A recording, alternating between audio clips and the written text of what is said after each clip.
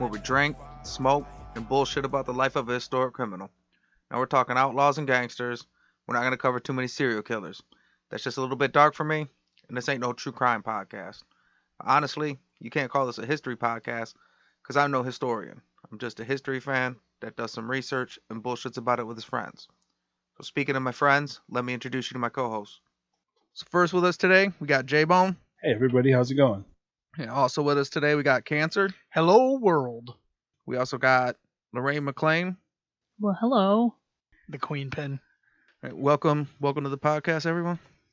Jay, you want to go ahead and kick us off? Yeah, because it's not very eventful, but it's great. Shout out to the Irish Guinness Draft Stout. It's been on the show many a times, and I don't have to go on a preamble, but just once again, it's great. Well, Old Faithful. I feel like it is fitting, though, because it looks like I see a bunch of dark beers. Not a whole lot of dark beers without Guinness. The originator. Cancer, what do you got? It's called Choco Tuesday. It's an imperial stout from a brewery called Lone Pine. Yeah, from Portland, Maine. Like a Choco Taco? I was It's just gonna the say, Lorraine, shit. that the artwork is beautiful. It's like in Yeah. a off-white with Choco Taco at the bottom. Yeah, man. This shit right here. I tend to buy things repeatedly, just not as often because I'm always trying new stuff. But this one, I've gone back like 3 or 4 times for it. Lorraine? I'm drinking Blue Moon Light Sky. So it's like Blue Moon Light, only 95 calories. Yeah, I always gotta worry about the calories. No, don't worry about the sugar. Just worry about the calories. Kind of following the stout rolls that you guys had. The exact opposite of her beer. I got a KBS, Founders KBS Maple Mackinac Fudge. Oh. I want to melt your beer and pour it over the top of Cancer's beer because he Yeah. has a Choco Taco and you have the maple fudge. It's a good mix, I'm sure. Man. It's Imperial Stout with Mackinac Fudge coffee. So before we get started, got to make sure we take the time to thank Sixfo Sueno for letting us use his music in the intro. You can follow him on Instagram at Sixfo, F-O-E. I want to thank Cancer for letting us use his song in the mid-roll. Oh, stop. Hey, thanks, Thanks, buddy. Cancer. You can The follow least I can do, literally. He wanted to use my song, but I said, hell no. every time you come over, I ask you for something new for the show. Like, hey, do a logo. Hey, give me a song. Hey, man. paint this fucking beer can. More than happy to. So yeah, you can follow him at Instagram at Eyes Bleed Defiance. And then you can follow us on TikTok and Instagram at Bad Guy Podcast. And if you're having a hard time finding any of the links, you can go to our website, badguypodcast.com, and find everything through there. So we'll go ahead and get started. And the bad guy we're covering today is Gaston Means. This ain't negotiation time. This is Scarface. Final scene. Fucking bazookas under each arm. Say hello to my little friend. Gaston Means? Sounds like a Disney character. It's Gaston Bullock Means. No AKA today. What? How dare you have me come on here with no nicknames? Well, I feel like I've been spoiling you lately, and that's not fair to all the other hosts. Like, you get all the True. fucking dope nicknames. Very true. But I at least went craziest regular name I could find. Yeah, there you go. I mean, he's got it. If you're not going to have an AKA because your name is Gaston Bullock Means. Yeah, if that was my name, I'd have t-shirts that say Gaston Bullock Means Business. I've seen at one spot him referred to as Bud as a nickname, but it wasn't consistent enough to go with. And that's pretty anticlimactic, AKA Bud. That's just one of those nicknames you try to get some legs on it, but it just doesn't Everybody catch. in his town called him dude. Well, yeah, I mean, that's the way they talk. Gaston Means was born July 11th, 1879 in Concord, North Carolina. He was the oldest of 7 children. He come from like a real old South money family. His mom was an heiress. His dad was a lawyer and a former mayor of Concord. One of his grandpas was an ex-Confederate general. So they were like old South money. Well, I mean, they were prior to the Civil War. Afterwards, times got a little Spread bit out leaner. bit. And shit. Yeah. But yeah, he grew up in a 3-story Victorian house. They were a big big family in the neighborhood. Him and his brothers were described as having Southern charm, but were also known to be meaner than hell. That's To not women. charming. Yeah, isn't the Southern charm just kind of like already there? It's a demeanor. It's the way they talk. Like, I do declare I'm going to come over there and slap the shit out of you, boy. It sounds charming, but Really- man, that was really mean. charming guy. As a child, he stole money from his mother. It sounds charming. But who hasn't stole money from his mother? So his mom caught and blamed it on the housekeeper, who they fired. Yeah, I guarantee that was the first time that ever happened in the South. I'm glad that went away right back then. Like, Yeah. Gaston Means described watching his housekeeper get fired for the money he stole as his first happy memory. Oh, yeah, he's oh gross. man. So he's really likable. Good guy, Gaston. Good guy. His nickname later was Ty. This is the Ty Cobb story. 3 bouts of syphilis later. His dad was a big shot lawyer in town. As a teenager, he was real big. So he's like 6 foot, 200 pounds. He had an obsession with detectives and private eyes and stuff like that. So he would hang out around the town, spying on judges and other lawyers, intimidating jurors to try and help his dad win cases. Jesus. He ends up going to school at University of North Carolina, where he was extremely popular. He joined a frat and he played on the football team. Oh, so he's big? The Tar Heels were probably good in the 1800s. So when I read that, I'm like, that can't be fucking accurate. So Basketball hadn't been invented yet. I had to Google it, and yeah, that UNC did have a team in 1897. That team was actually like 10 years old at that point. Were they bully? Bully good? Well, Whatever the fuck they used to say. so Gaston wasn't any good. Like, he was good and he was big, but he was super lazy, so he never got to play. The only game he ever got to play in, they won 53-0, and it was against the shit. I forget what the name of the school was, but it was a school for the blind and dumb. No, for the deaf and dumb. So it was a school for the deaf and dumb, and he beat them 53-0. Yeah, we smoked Helen Keller University this week. Like, they never seen. I was out there tipping over wheelchairs and shit. They had no answer for me.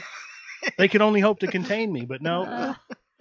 They didn't have helmets back then either, huh? No, well, look, that's a picture of the team at the time. They didn't even have So any kind of pads or So nothing. these people at this time, they specialize in punching down. That's his thing. That's what made me think to throw that stat out there, because I didn't write that down. I read it, but you said, are they bully? And I know that's not what you meant, but like, kind of very. Yeah. They're kind of very bully. Yep. In every way of the word. They all look like Nikola Tesla. So he's super popular, but he's super lazy. So he joins a frat, he plays some football, and he decides he wants to quit school. And he just leaves after a couple years. His life's so crazy. Like, I can't read all of his stuff because we'll be here too long. So I'm going to kind of just read this kind of as one big bullet point. So I don't know, you could just picture it as like a montage or something, but this is kind of like the series of events he went through.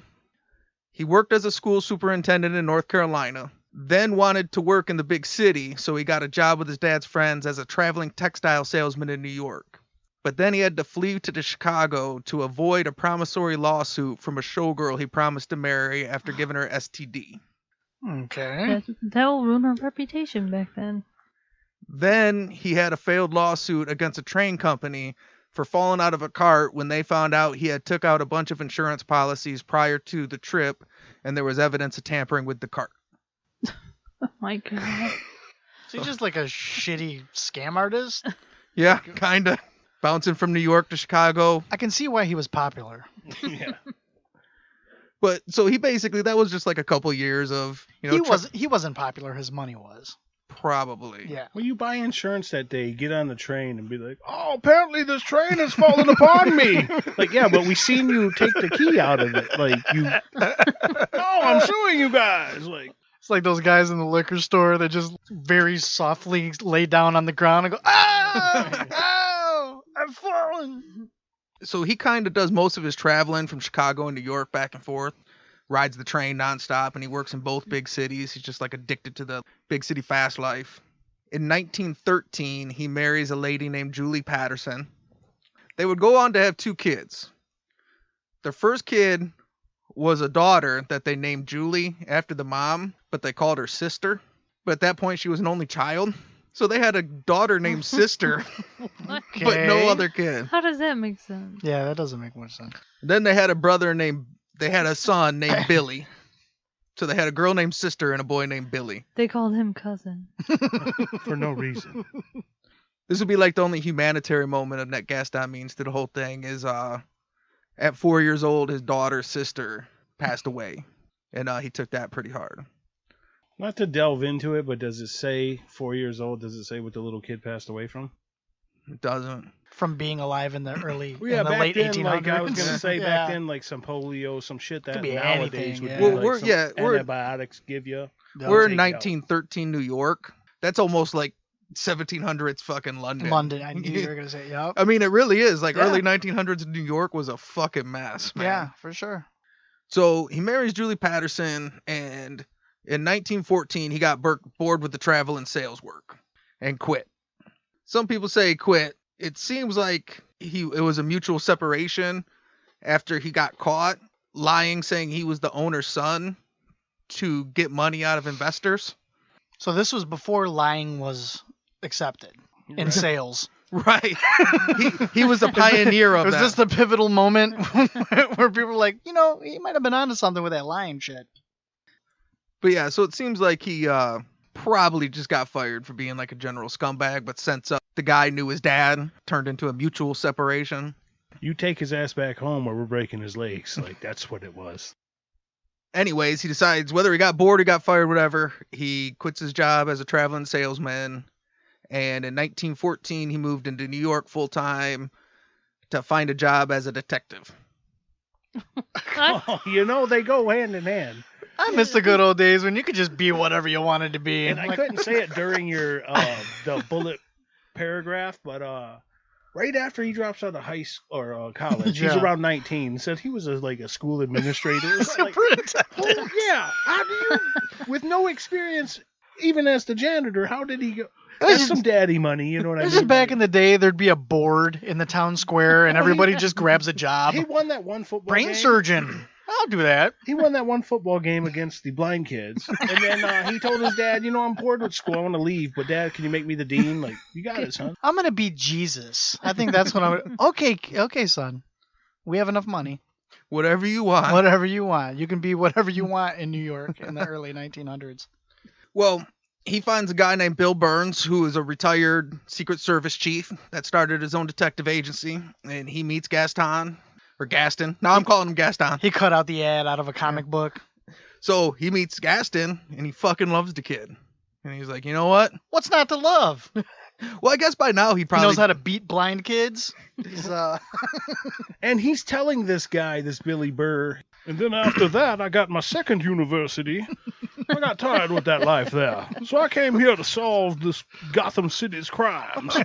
and after my second bout with syphilis, I was ready to. Fucking Wild Bill's like, I love this dude. He's fucking, man. This dude's awesome. He's got stories. So Gaston had a knack for the unscrupulous aspect of detective work. Shocker. He would utilize bribery, forgery, breaking and entering, and wiretaps in his investigations. When detective work was fun. Well, he brought all the skills that got him kicked out of the other line of work he was in. Like, he brought the corruption, the spying, the lying, beating up disabled people. don't call me Batman, but I'm a dark side sort of detective here. So, he becomes one of the top detectives because he's always bringing back tons of information that needs to be followed up on. So he's got nonstop work. So yeah, this helped him develop into a top detective. Now we're starting to close in on World War I, and America's not in it. So the New York docks are like this hotbed of activity. Okay. Their detective firm gets this contract working for British Army intelligence to keep an eye on these docks and look out for Germans, even just German patterns, anything they can find about German shipping or anything they have going. Submarines. So while he's out finding his work, he gets approached by a German intelligence officer who is hiding in America operating as a diplomat. And he reaches out to Gaston Means and he's like, well, look, technically America's not in a war, so it's not illegal. If you see any British ships or something out there, you could send that my way. And I got pretty good money too. So, he finds a little bit of information. And he goes back to one of his boys at the detective agency. He's like, well, yeah, I got all this stuff on the British. And he's like, well, I got this German guy, so I kind of got this German information. They're like, well, look, how about we swap? So Gaston Means would just keep going back and bringing his buddy's information to the German guy about the British and selling it for a bunch of money. and then taking everything he found out about the Germans back to the other guy, What? and then they'd sell it to the British. Double crossing, son of a bitch. So yeah, they were selling both the British and German military intelligence each other's information and getting paid off both sides for it. And later down the line, when questioned about it, he would use two different defenses. Sometimes he would claim that he was always working on the American side against the Germans all along. And then sometimes he would say it wasn't illegal because America wasn't in the war yet. You know what? In all that espionage I was committing, never gave him any American shit. And so both sides were like ecstatic with the information they were getting. And plus he'd just lie and forge stuff. The Germans were paying him so much money that Gaston Means started operating out of a luxury Manhattan hotel. And he just rent out the whole floor to work out of. God. Wow. It was all joking and jest, but you got it by now at this point in the story. If any of the four of us don't like Gaston, like you're just lying to yourselves and each other. Like, Yeah, he's just one of Pretty those cool, people, though. I'm like, well, his scumminess, like on an ambitious level, his scumminess took him to a penthouse now. Like my lies, my cheating, my espionage, all my crap that's illegal and immoral and just crappy person shit. oh yeah. Hey, I got a business card for that though. Like, you know what I mean? Like It says right here. Scum Inc. It says I'm a scumbag. That's me. You can't call me on being a scumbag. It says it right on my card. It's the M&M. Tell these people something they don't know about me. What? Gaston Means, motherfucker. It says in my name. I'm mean. It's me. What do you want? AKA Why? scumbag. If I Scumbag. wasn't, then why would I say that I am? Eventually, America enters World War One, and he's no longer allowed to work as a And I'm sure he's very disappointed. Now a it's military illegal. espionage spy. That's now treason. That's a hanging offense. Like, Yeah. we're gonna back away from that. But he ends up meeting, kind of through a friend of a friend. It's actually someone that knew his wife pretty well, but there was this lady, Maud King, and she was the second wife of this lumber baron. So this lumber baron made all kinds of fucking money, divorced his first wife, or she died. I think she died, and he waited 10 years, and then he married like a 28-year-old girl. That's And, what you do. It's the Right. thing to do. Yeah. They're married for a while, and then he dies. And he died with $4 million. This is $4 million in 1910. Oh, Right. billion. Oh. Yeah. So she Close to a survived billion. with $4 million. I think She kind of got by though. so. The $4 million, I heard it compared to about 128 million. Yeah. So it's a lot of money. Yeah. So she gets left with this money. Now she's Maud King. She's a widow, an alcoholic, and she's rich. So he died with $4 million. He gave her $1 million. Okay. He actually gave her $100,000, and she sued the estate, and the estate gave her $1 million, and they kept $3 million in a trust for some charities. She has no clue what to do, so she's just taking her money and she's driving around the world, like hooking up with dudes and just fucking traveling. And everywhere she goes, she starts finding people that are trying to scam her out of her money because she's just this drunk dummy. So she starts getting all these hangers on, like always trying to rip her off.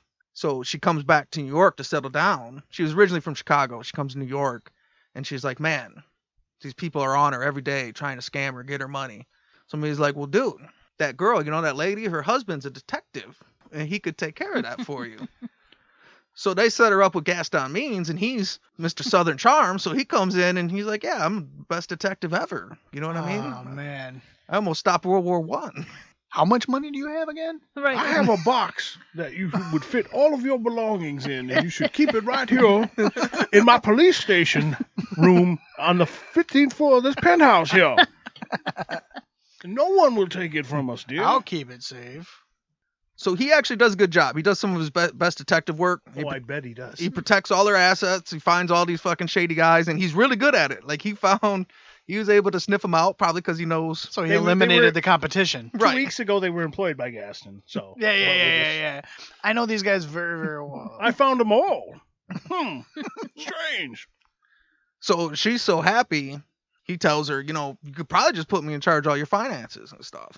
So the widow Maud King gives Gaston Means power of attorney over her finances and estate.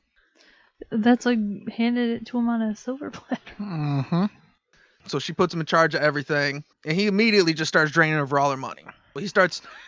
Yeah, I'm sure he didn't wait long. Well, I mean, he took his time a little bit. He fucking Well, he faked all them arrests first. Called all his fucking scum buddies in. Like, see, girl, you see what of a Superman I am? It's like Put the all end your of the money away. movie when they start scanning through and you're like, they show that one of his partners was the guy reading the newspaper. One of his other, it was like, those guys are working together. He was in on a lot of scams like that. That was his MO Sure. sometimes. Since he spent most of his life trying to do that as opposed to being a good person. So I'm sure Well, then he takes very good that at and it. says, you know what? I'm sick of being a half-ass 2-bit spy gangster. I'm going to be a detective. Yeah, I mean, we haven't gotten to the part where I don't kind of like the guy. Right. So I So sense it coming. he goes through her money and he realizes, well, they still got this $3 million in a trust though. One day while he's managing her money, he finds a second will Mhm. that actually left the $3 million that was in the trust to her also. Where did he find that? Because it seems like, man, if I won the first $1 million, I'm her. Like, I'm fighting to see if that's a thing. She probably had, the first time, somebody who thought that if they helped her get what she was supposed to get, that they would get more out of it. So, which is probably what he's doing. Since he has access to all of her shit, he probably saw something that they didn't know about. Yeah. But she was drunk, so she didn't know. Right, exactly. Well, he actually just really dug into what all the paperwork looked like and forged one. Oh, so he did. Well, there's that too. He didn't find it. Well, that was his My story. bad. That's what he said. My He's bad. like, hey, I found this will that So there was air quotes that we never saw. she starts to maybe tell that maybe something's going on. And she starts getting a little seedy. And He's wearing a fur coat. Well, then she starts dating this dude that she's thinking about remarrying. You know, she tells him, I might want control back of my finances, and I think I might marry this dude. And he's like, well, we got to this will, though. We got to sort this out legally with the state. And she's like, I think I got it. I'm just going to get married, and I'm good, but thanks for the help. He invites her to North Carolina to visit his family and take a little, like, vacation down on his Okay. homestead. And she agreed to go? Yeah, Oh, she look went. over there. There's an I'm alligator gonna right get- in that pond. I'm gonna get married, but I'm gonna take off with this guy. Yeah, that's a little interesting. Hey, I want my money back. Well, will you go on vacation with me? Okay. Yeah, it just seems a little... Well, because I started the process, that takes over 45 days to get you out of my control, so it's out of my To hands push now. you off the... It is interesting, though. I would be curious to see what he said to her to get her to go with him. Or did they just regularly go on trips together? I mean, they I don't might expect have. you to know that. I mean, but- she was kind of close with his wife. You know, we don't know. He might have said, yeah, you know what? You're right. We'll take care of that. We'll get it all wrapped up. I got the Oh, and paperwork by the process. way, we're going to... yeah, why don't we go? wanna ride along? Yeah, we'll go down to my family's place. It had a name to it wherever they go. I'm fucking sure- hang I'm out sure. and shit. But they get down there, and Gaston Means takes the widow Maud King out rabbit hunting. Oh, Firearms involved, God. She accidentally got shot. Well, she shouldn't have worn her white rabbit fur coat that day. yes. It happened to Dick Cheney as well. There's nothing to see here. Maud was known to have a fear of firearms, but she went along anyways. Makes sense. She would want to rabbit hunt once in her life if she's deadly afraid of fucking firearms. Is she Now we're drunk? getting I think she was always drunk. I I'm mean, that was afraid kind of of her snakes. thing. Let's go to the rattlesnake pit. Okay. And she never returned from the hunt. No. Color me shocked. But see, the true charmer, he should have took her on a hot air balloon ride or something. Like, I mean, just he Put some rabbit romance into it. This fucking anti-gun nut wanted to go rabbit hunting. Well, Gaston comes back like crushed, and he's like, I "Oh my can't God, find the her little nowhere." thing is." Well, no, he finds her and he says, Broken-hearted. "I set down my gun to go get a drink from the spring." They shot her in the face. She Good lord. she tripped and fell and blew her head off. While he was getting a drink from the spring, A deer did it? he seen her reaching for the gun and he told her, "Don't touch the gun because it's loaded." Linda Sue, don't pick that up. Oh no, you've committed suicide. Maybe she couldn't bear to go on anymore. But yeah, so he turned back around to get his drink of the spring and she accidentally shot herself with his firearm. I hate when that happens. Because how many heads accidentally got blown off back then? I mean, come on. Oh, before forensics? Quite a few. Well, Before forensics, quite a few people when you just and your accidentally client blew their heads Are off. fighting over your power of attorneyship over her money. I mean, the ideal thing to do is come to my family estate and let's rabbit hunt. yeah. None of this was even sounding like it could go. I'm not This even one. angry that you changed your will or that you're trying to get married. I'm cool with that, but we should definitely go rabbit hunting. It's a North Carolina tradition. It's a tradition. So she accidentally shoots herself in the head. His brother sheriff says there's nothing to see here. He's like, listen, I'm an ace detective. I'm going to tell you exactly what happened. Okay. I got a theory going on here. But looking at the scene here, it looks like she shot her face off. Case closed. The local coroner ruled the death an accident. Well, of course. For how much? And The local cousin. Corner. Yeah. word now gets back to the estate that the widow Maud King is dead, and he's in charge of the power of attorney. I found a third will, and she apparently has left me, her CPA, everything. Yes. They're like, this all seems fishy. We want to take her body, so they pay and they get the body shipped back to Chicago, where she's originally from. And they have a coroner look at it, and they said, well, none of this matches up with an accident because, for one, there was no evidence of powder burns, which means it was at a further distance than it would require to shoot yourself. And in North Carolina, they're like, distance? Forensics? What is distance? I told you she shot herself from 5 feet away. That's part of my story. On upon evaluation, it also turned out she was shot in the back of the head. Well, that's easy to do. I've seen it happen. So the estate's like, hey, this looks like murder. Have him arrested. So they call down to North Carolina, and they have him arrested, and they put together a trial. Now, the North Carolina prosecutor did allow their firm to bring in like New York lawyers. Okay, so the trial took place in North Carolina? Yeah, where the crime was committed. Okay. The first thing, so they bring in all these hotshot, high-paid New York lawyers, and the first thing they did was move for a change of venue, and they were basically like laughed out of the courthouse. You're lucky we even took your coroner's report. Right. So they try to convince him, and they run out all this evidence, like expert testimonies and stuff. Gaston's defense demonized the big city New York lawyers, and Gaston labeled the charges dastardly. Dastardly! These claims are outrageous, I tell you. No one was more crushed than I when I found her to have this accidental shooting in the back of her skull. I was tore up for days. He also said that he was there to save her good name, and that he didn't murder her because she committed suicide, and that he was being set up by his enemies, and it was probably the Germans for his heroic war efforts. Oh, I thought it was the rabbits. World War One. I thought the rabbits were his enemies. Yeah, he sounds like a really great dude. After a 15-minute deliberation, a hometown jury found him not guilty. 15 minutes? What? Yeah. Which means they were never convinced to begin with. I really don't want to read court transcripts, but I want to read this one. I want to read what they heard to make them say, not guilty. It was his charms. It had to have been. They heard some Yankee lawyer go up there and try and hit him with a bunch of mojo nonsense. Now, they say she got shot in the back of the head, right? But how do we know exactly where the back of her head was when it got shot? What I do know is Gaston is a detective and basically a war hero. Went to school right down in There UNC. you go. One of the court officers was one of his roommates from UNC. Like, so it was just real small home, back home bullshit. His frat brother. He still can't get control of the money because they have this issue over the will. So the estate's for sure going to contest this will. The issue is you're suspected in her murder, so you can't get the money. This one they get done in New York. They're like, no, we're going to do this in the New York court. So is it like the OJ thing where like, yeah, we know you killed her and him and you got off on it, but we're still going to get you with a civil suit. Yeah. So basically we know you did it, so you still owe us. When they start rolling out their evidence, it ends up not going well. One of the things they find out that most of the witnesses were out of town on the alleged date of the signing, and the typewriter used had not been invented yet at the supposed time of the will. A minor detail you all are getting hung up on. Makes you wonder how good of a detective he really was, because was he a good North Carolina detective? That's it. Because he's clearly not a good New York detective.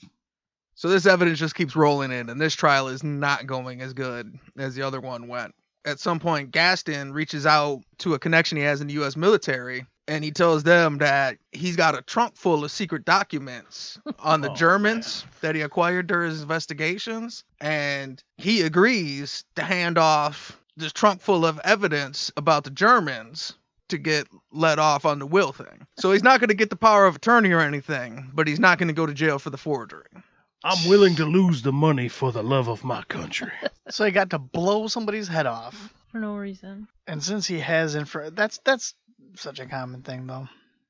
But, you know, World War I, being what World War I is, they need this trunk full of documents on the German military. After the U.S. Army receives the trunk, they open it up and it was found out to be empty.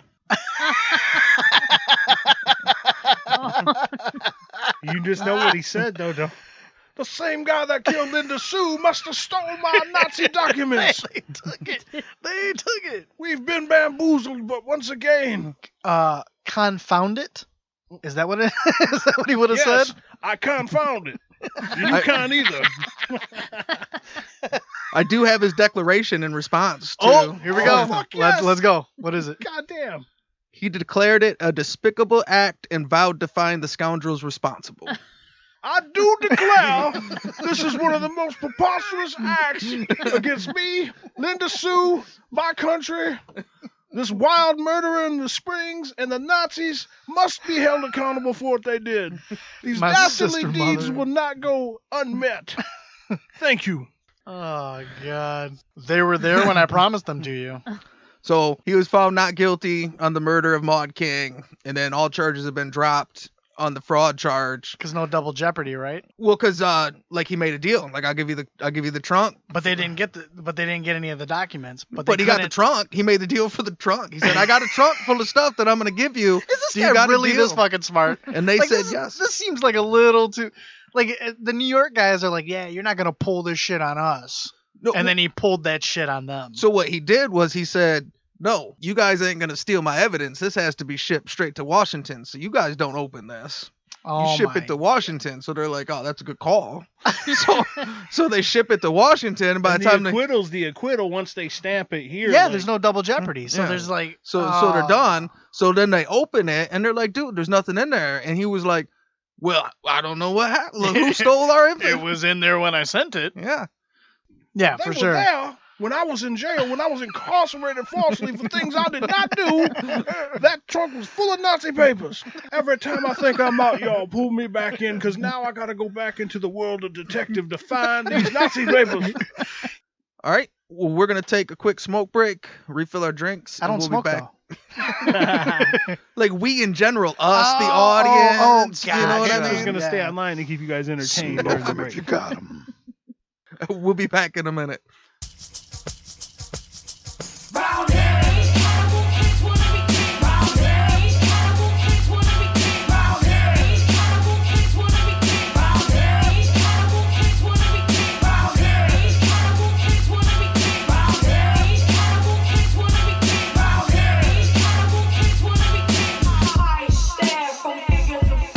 Dear mama, these amateur cannibals crave power. Grave robbers, murder for favor from fake fathers. Disorder in the chapel with shackles to break out of. They cower, solo but mob 'em and they crowd us. Spilling in the street with heat like hot lava. Pop bottles, molotovs tossed and rocks follow. Ominous disciples like vipers, they strike quickly. Come at me like an army, I'm tearing you down with me. Spit like a baron, rulers of bread like Kaiser. Roll with the goal and get beaten like outsiders. These amateur animals swing in the wrong jungle. Climbing the wrong vines mean these lions will snuff you. Concrete wilderness building our own structures. Writing our own order, appointing our own judges. Overthrowing authority, morally lack conscience. Fighting for survival with rivals with throat punches.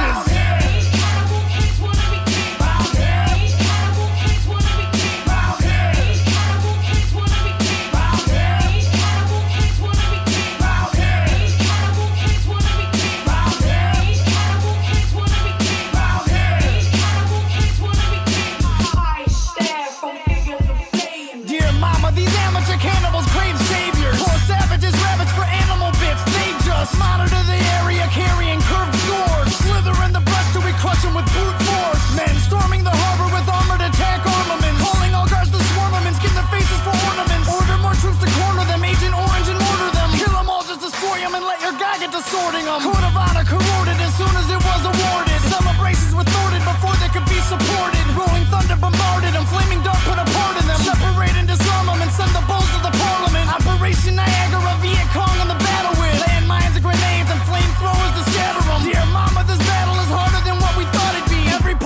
scar to be recognized when they mortar me.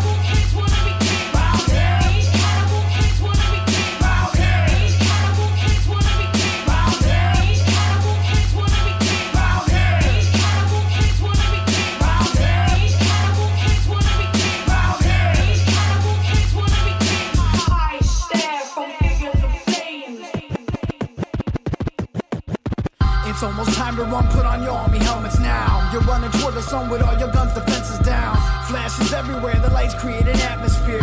Water in your lungs, you pray for death, but life is here. You're about to die, face it, you're about to die. Zero sand in your glass, fuck it, you can't even cry. Put a dagger to your neck, just to keep yourself in check. Put a dagger to your neck, just to keep yourself in check. Everybody grab a side as you fight to stay alive. Dancing on a hand grenade so you can die and they survive. Silver bullets in the sky, dropping 7-second death. Scattering the children, run until there's nothing left. Ashes in the water, sons and daughters hold their flags up high. Wallow in the harbor as the military tanks arrive. Penetrate the border with disorder like an animal. Every war has the honor of turning kings into cannibals.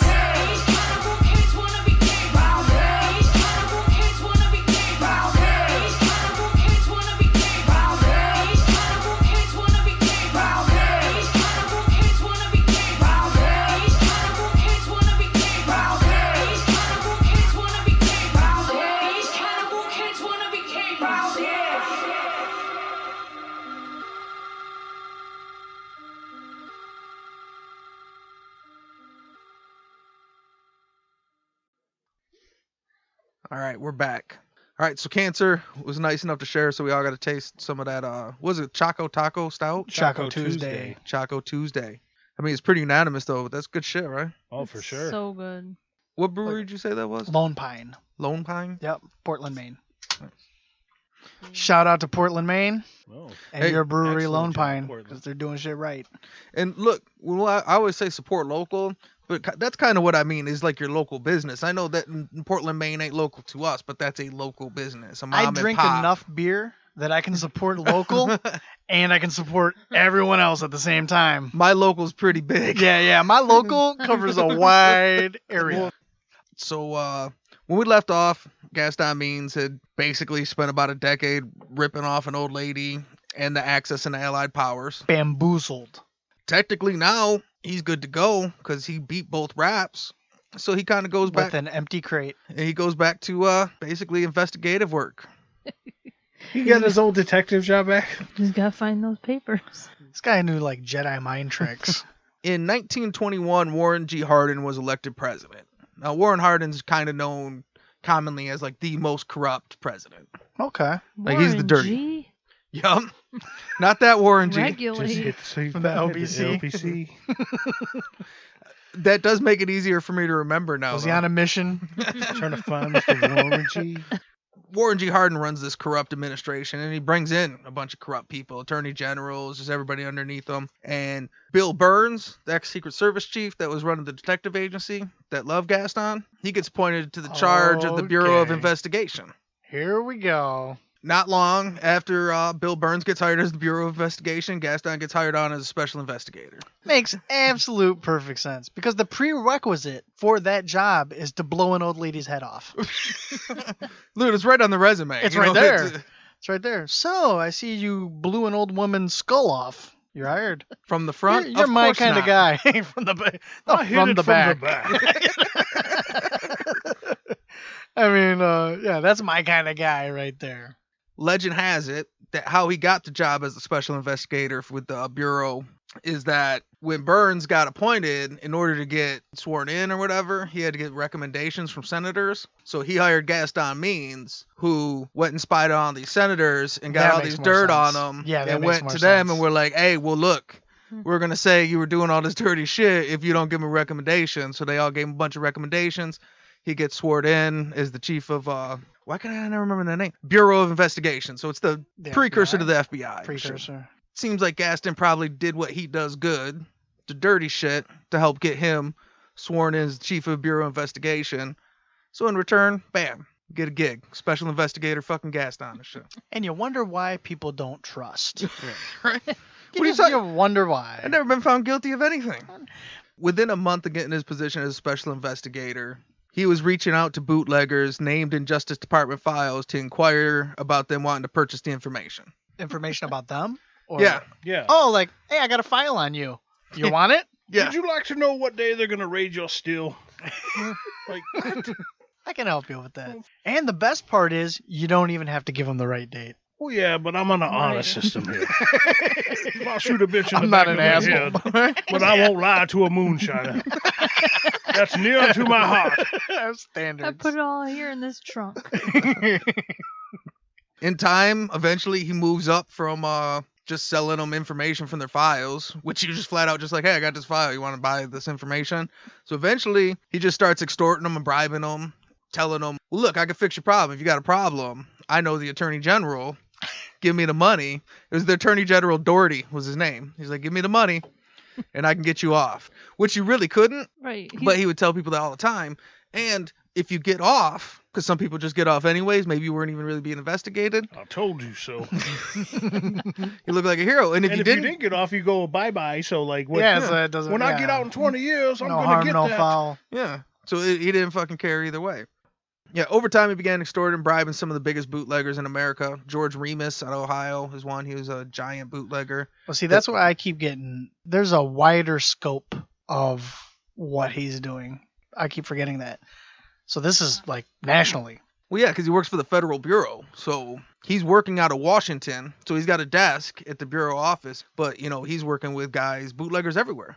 He started forging permits to sell criminals medical withdrawal permits so that they could legally buy hardcore grain alcohol. During Prohibition, there were like medical exceptions to where alcohol could be sold. Okay. Like fake Permits, prescription pads yeah. and shit like that. And it was the same thing where sometimes it would work. They'd just go use it and they'd let them buy it and they'd be like, oh, cool, it worked, thanks. And then sometimes they wouldn't. What are you gonna do? Go tell? Yeah. Sir, he stole my cocaine. I'm trying to bootleg and he's cheating. But eventually, one of the guys Gaston has working for him, so even though he's an agent, he's got like a guy working underneath him, but like on the criminal side to handle like the dirty shit. At one point, this doofus he has working for him gives a gangster a receipt for a bribe. What? Like who taught him that? You just start doing so not many that his natural, business like- as usual. Like, yeah, I get you a receipt. Oh, you got to expense it. I get it. My boss is a dick too.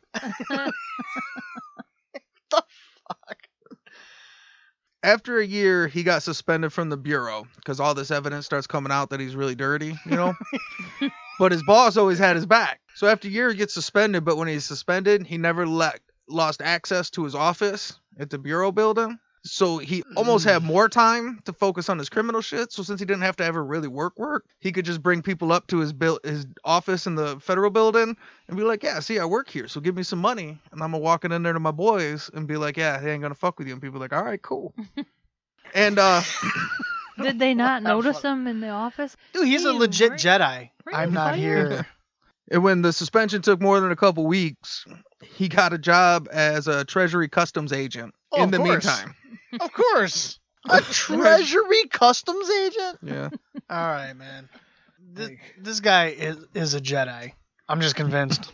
He has balls because he can. All he knows is I do shit and it works. I get away with it. I get away with it. I bet So you get away there's with zero motivation for him to change the way he does shit. Well, and while working as a custom agent, he got reinstated to his job in the bureau. Thing. But he ended up getting charged with over 100 bootlegging charges in October 1923, a month after he resigned from his position. He heard 100 bootlegging charges. He's like, you know what? I don't think I want to work here. I'm going to give you my 2 weeks notice. Yeah. I'll be in Barbados. I think they're on to me. They got these charges on him now. President Harding dies kind of unexpectedly, and his whole kind of corrupt shit falls apart. In 1924, Congress began to investigate the Justice Department's failure to oversee Prohibition. And now the Attorney General, Doherty, was still in office.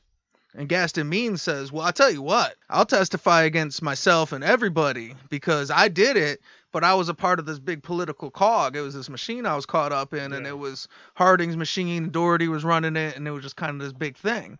So now Congress is looking at, we'd rather get this big political bust than some bootlegging guy. We want to get into this empty crate business. How So do you got- we get into this empty crate of You information? say you got a business? trunk, right? Gaston Means, he tells the attorney general, like, if you drop the charges, I won't testify in front of Congress. And Doherty's like, go fuck yourself, man. No, I'm not doing it no more. Fuck you. Go do whatever you're going to do.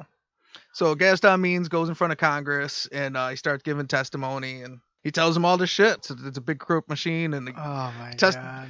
like, yeah, I did it. Like, I did all this stuff. So he testifies on everybody, including him. I was just following orders. Mhm. It's the system. It's not me, it's the system. Let's put the system on trial. They knew what I was doing. So he says he was a cog in the wheel, forced into crooked acts for President Harding and the Attorney General's corrupt machine. And he said he had files full of proof to prove it. They're in this crate, sir. There we go. But we have to ship it to Washington. Well, now they learn. They learned their lesson, right? So They Yeah. actually got. yeah, Congress ain't no Not- dummies. We're not Okay. letting you go to Mexico to I get wouldn't go this that crate. far. So Senator Wheeler tells him, okay, bring in the evidence and We'll take it. bring it let's in. We'll take a look at it. Yeah. And he says, okay, well, I have to bring it in tomorrow. Tomorrow's document day. He shows up the next day and they're like, where's the evidence? And he gives them a letter on Senator Wheeler's letterhead. He gives them this letter that says, no, I gave it to Senator Wheeler's guys and they picked it up at my office yesterday. Billy and Kevin aren't here with you guys? Strange God, dealings. man.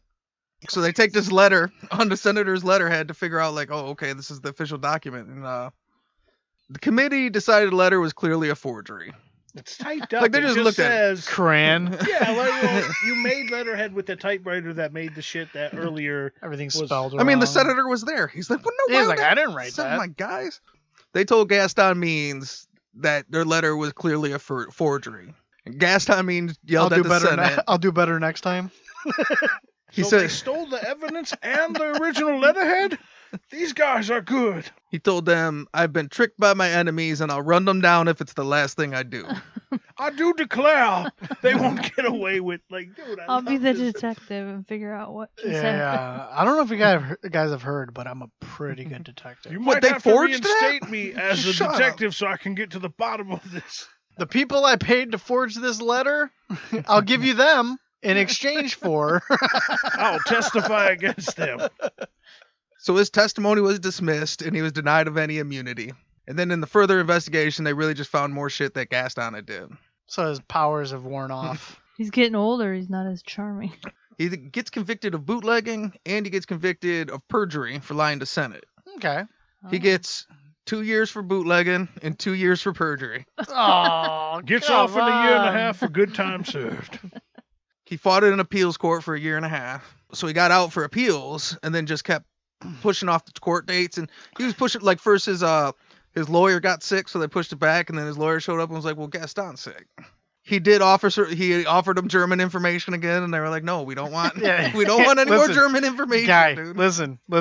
We're done with the German shit, okay? Nobody wants your folders full of stuff no more. Read the paper, asshole. We don't care about that anymore. But yeah, so he just kept trying different appeals, trying all this different shit. None of it worked. And then in May of 1925, he was sent to Atlanta Federal Prison. Now, To serve how long? 4 years. Oh, okay. Two for bootlegging, two for... So the but full 4. He already pushed it off for a year and a half, so now it's 1925, and he's going in. He does well in prison. He's a model prisoner.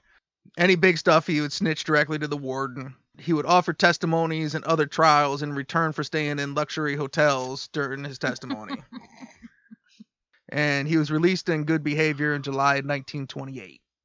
While he's in prison, he came in contact with an author named Mary Dixon Thacker, who he convinced he was a political prisoner and a fall guy for political corruption.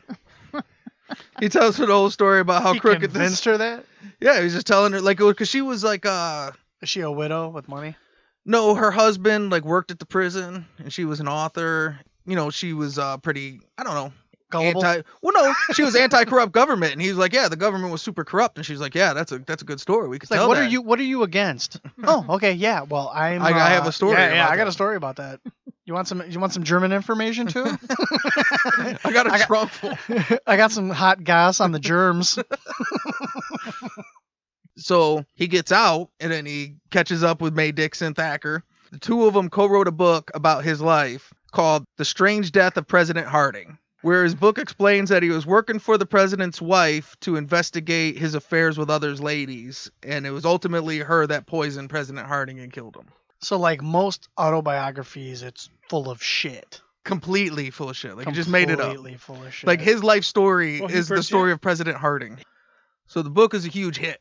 And then she finds out immediately that he's full of shit. After they publish it. So How our- convenient. My sources appear to not be And good. he's listed as the author, but Well, it was we like have to ghost do that, ghost so- wrote by her. We'll get into no, they that. would say with. Oh, okay. Yeah. If you put a war hero on there, it'll sell more copies. So everything in there is fake. Yeah. Well, I mean, I don't know.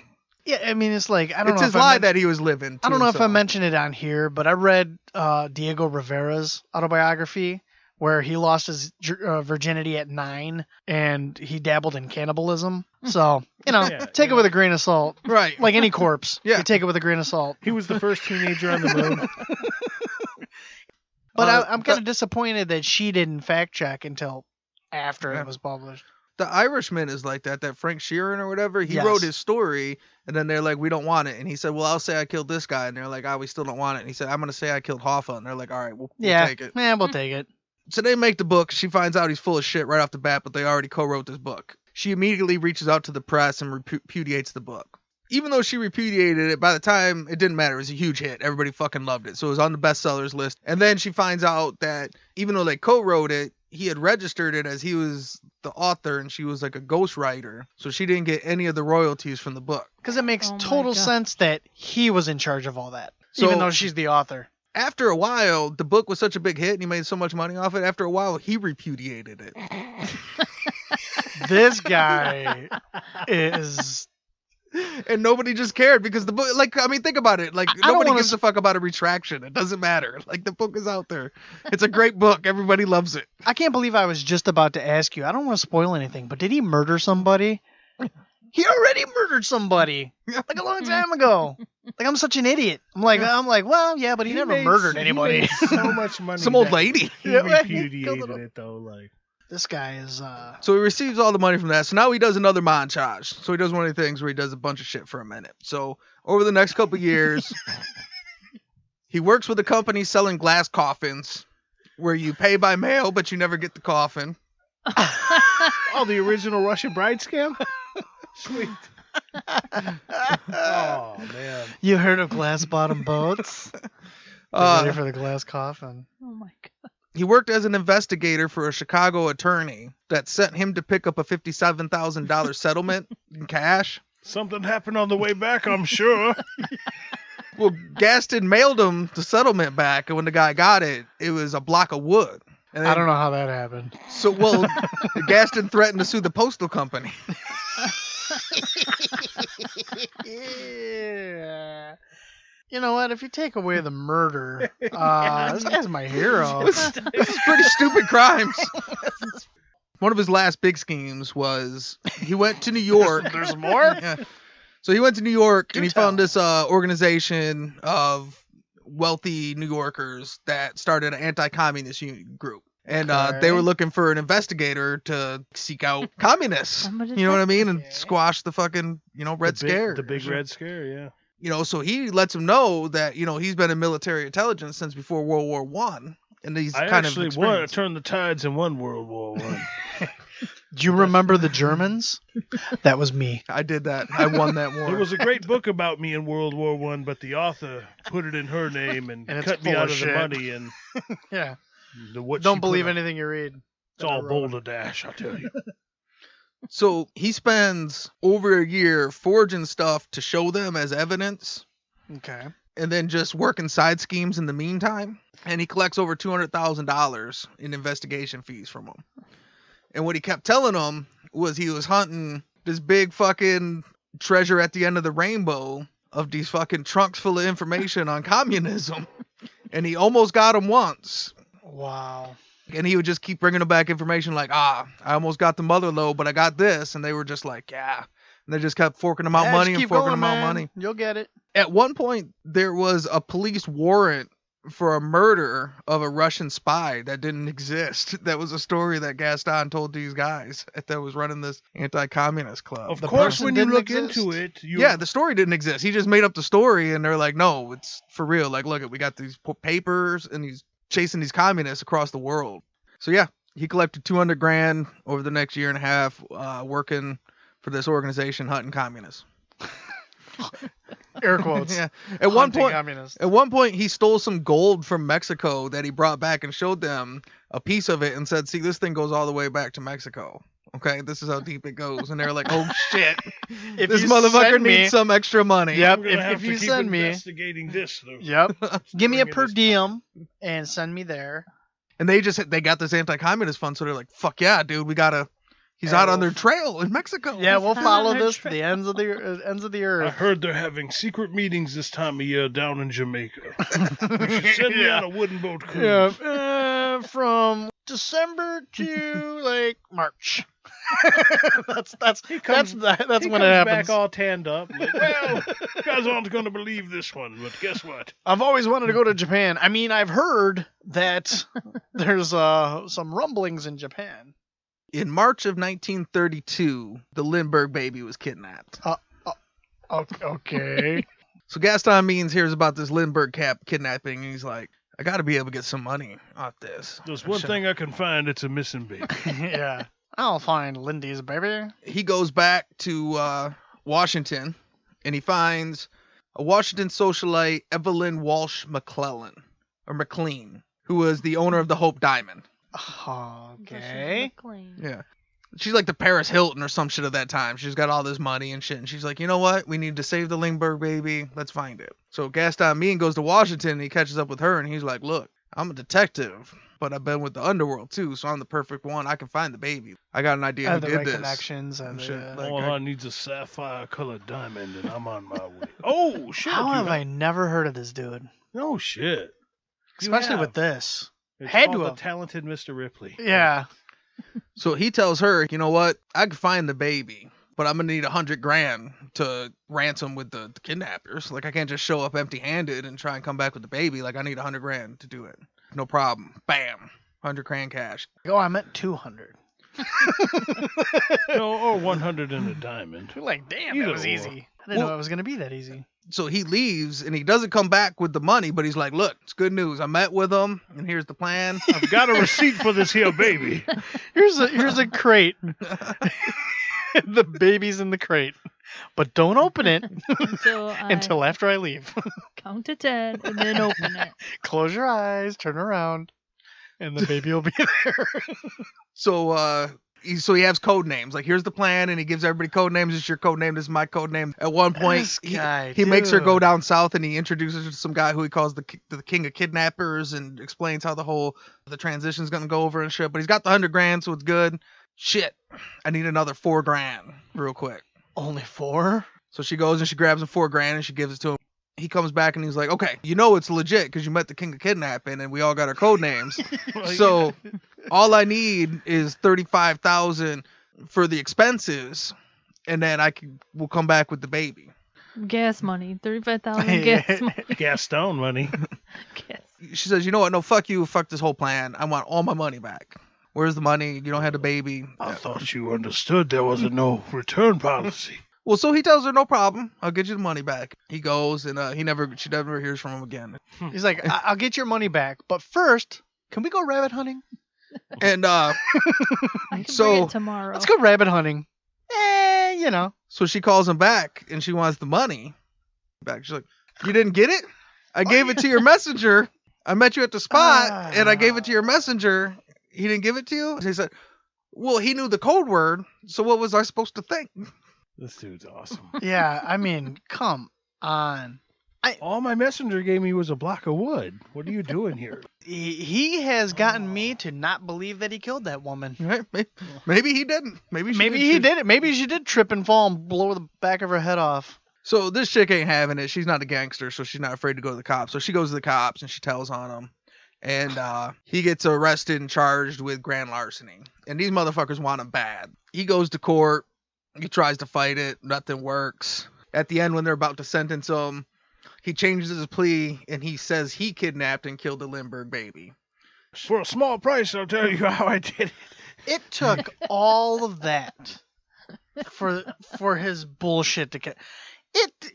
I mean, I can't knock him because why wouldn't you continue to try? Because it's worked every fucking time up until now. Like, I'm gonna go Hail Mary. I killed it. Yeah, I killed the Lindbergh baby. No, you didn't.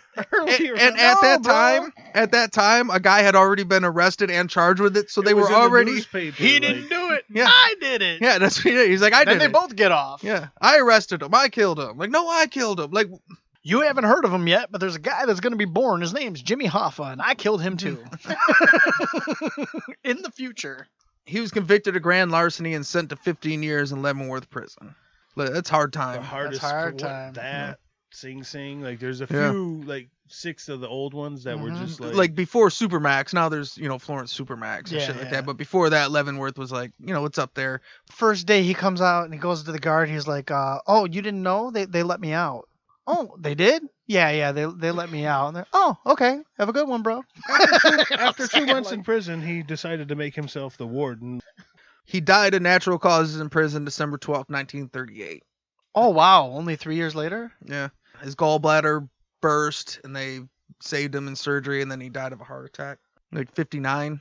And he went out with He was a 59? natural 59? Yeah.